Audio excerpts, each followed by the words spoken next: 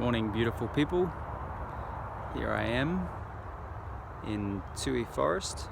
It's just behind my house. Sitting on a seat near the highway, as you may be able to hear. And this is part of my healing regime every morning. As I get up at 4:30, I do a journal for about half an hour, 45 minutes. Gratitude journal, what I'm grateful for in my life. I practice gratitude actively.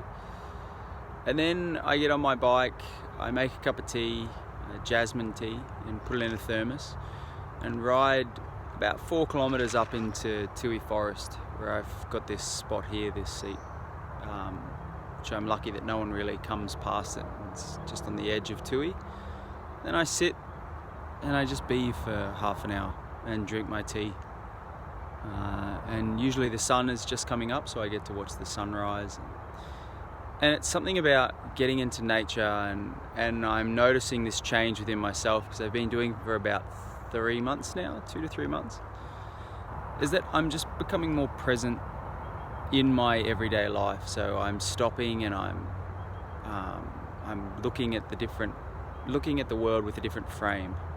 And when I go places, like for example, I rode to Urban Climb last night to climb, and the William Jolly Bridge, I think it was all lit up with the rainbow colours, and I just stopped and just admired it for 3 minutes, and how beautiful it was. And I just felt this warm, loving feeling in my heart, just to be able to sit there and take in those moments of beauty that are all around us, that we sometimes skip because we're too caught up in our everyday.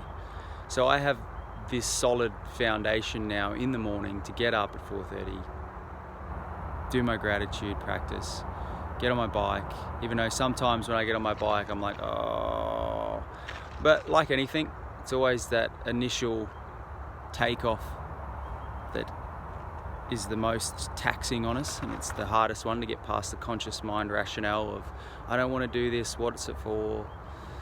And an interesting metaphor for that is the Apollo 11 spacecraft. It actually uses more fuel in the first 3 minutes of liftoff than it did for the entire trip to the moon and back. So that's saying something, especially in our conscious minds and our personalities as well. It's the biggest amount of effort just to start the change in our lives.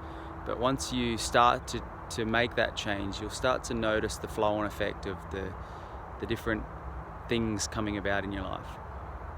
So start to make those gentle, slow changes in your life.